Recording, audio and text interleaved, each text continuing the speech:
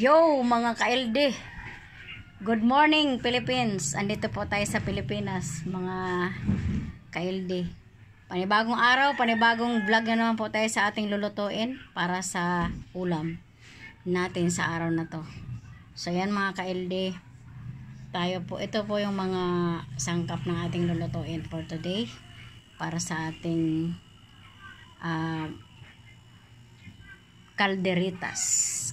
mini calderitas. Konti lang po to guys, para sa 6 person servings lang po to guys.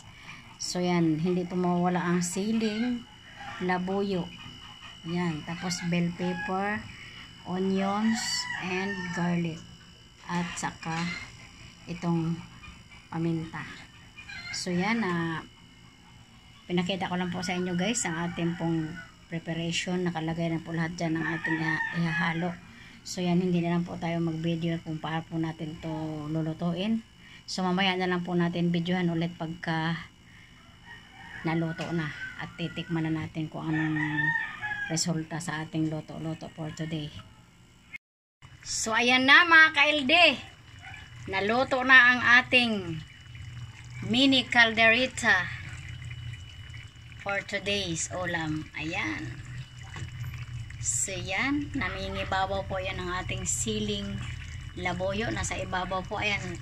Sa ngayon po mga ka-LD, nakainin pa yan. Iniinin ko pa siya, kaya may konti pa siyang apoy. Ayan, kunting-kunti lang ang apoy niya para mainin siya. Mainin.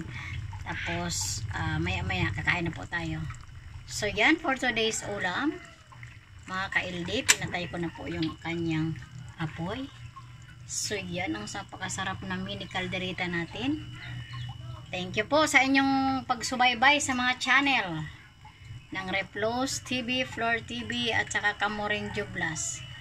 Shout out na naman po sa lahat ng ating mga kaibigan dyan. Ayan, bye bye po. Next time na naman po ulit. Bye bye.